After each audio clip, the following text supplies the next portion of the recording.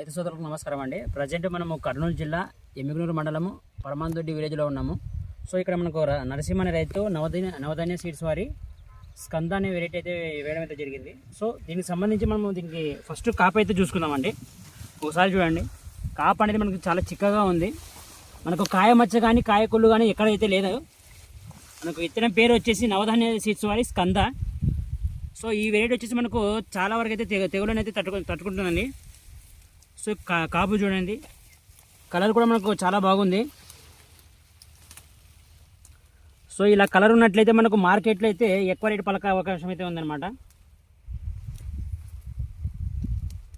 Size కానీ మనకు ఈ తేజ సెగ్మెంట్లో ఈ వెరైటీ వచ్చేసి ఈ రకం వచ్చేసి మనకు తెగులను బాగా తట్టుకుంటుంది, దిగుబడిని కూడా ఎక్కువ ఇస్తుంది. సో మనం ఎక్కడ కాయ మచ్చ కానీ కాయకూలు అనేది కానీ లేదనమాట.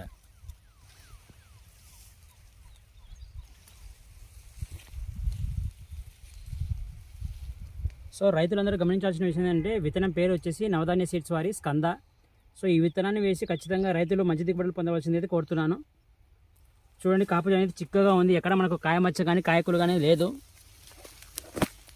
సో రైతులందరూ నవధాన్య సీడ్స్ వారి స్కంద అనే వెరైటీని వేసుకొని ఎక్కువ దిగుబడులు పొందవలసింది అయితే కోరుతున్నాను.